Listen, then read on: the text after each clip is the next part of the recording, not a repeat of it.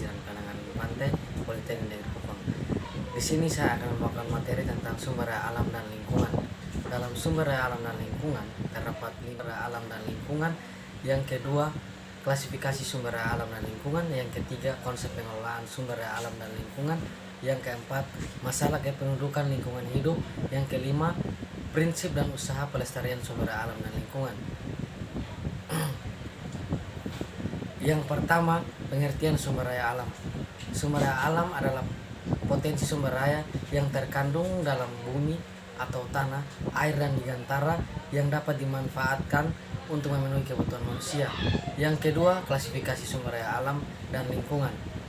Dalam klasifikasi sumber daya alam dan lingkungan digolongkan menjadi tiga, yaitu berdasarkan sifat, yang kedua berdasarkan potensi, yang ketiga berdasarkan jenisnya.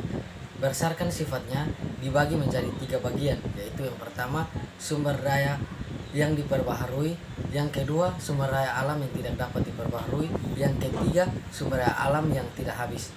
Berdasarkan potensi dibagi menjadi tiga bagian, yaitu yang pertama sumber daya alam materi, yang kedua sumber daya alam energi, yang ketiga sumber daya alam ruang. Berdasarkan jenisnya dibagi menjadi dua bagian, yaitu yang pertama sumber daya alam hayati dan yang kedua sumber daya alam non hayati. Poin yang berikut konsep-konsep pengelolaan sumber daya alam dan lingkungan. Sumber daya alam memiliki peran dalam memenuhi kebutuhan manusia. Pemanfaatan sumber daya alam dibagi berdasarkan sifatnya, yaitu yang pertama sumber daya alam hayati.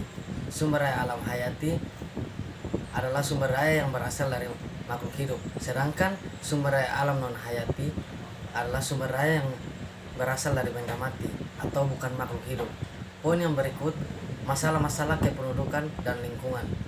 Pemanfaatan sumber daya alam di Indonesia menimbulkan berbagai masalah yang baru terasa saat ini.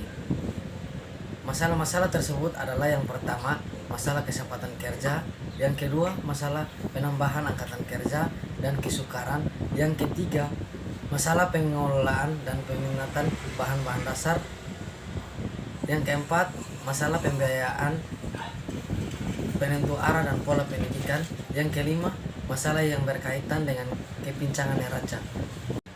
Prinsip dan usaha pelestarian sumber daya alam. Poin yang terakhir adalah prinsip dan usaha pelestarian dan lingkungan. Usaha pelestarian lingkungan sebenarnya telah dimulai sejak zaman dahulu.